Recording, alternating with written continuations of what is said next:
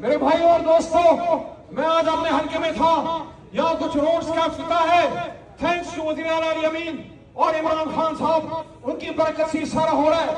लेकिन मैं यहाँ से कहना चाहता हूँ, मैं यहाँ से एस्टेब्लिशमेंट को सीधा एक पैगाम देना चाहता हूँ। आपने देख लिया ना, जब पाकिस्तान पर मुश्किल वक्त आया, जब मोदी ने अपने जहाज भेजे, जब मोदी ने हमारा खून करना चाहा, जब नूर खान एयरबेस पे अटैक हो गया, जब हमारी शहादतें आई, छोटा बच्चा भी शहीद हो गया, और वहां पे साउथ पंजाब में मदरसे में अटैक हो गया, शहादतें आ गई। आपने देखा नवाज शरीफ खामोश, मरियम नवाज खामोश, शहबाज शरीफ खामोश, अड्याला जेल की काल कोठरी से मर्द मैदान, मर्द हो कैसे नंबर 804 ने मोदी को ललकारा, जंग के दौरान भी ललकारा और अब भी ललकारो, कहा मोदी से खबरदार रहो। उसने आपको खबरदार किया और आपको बता दिया कि आप लोगों ने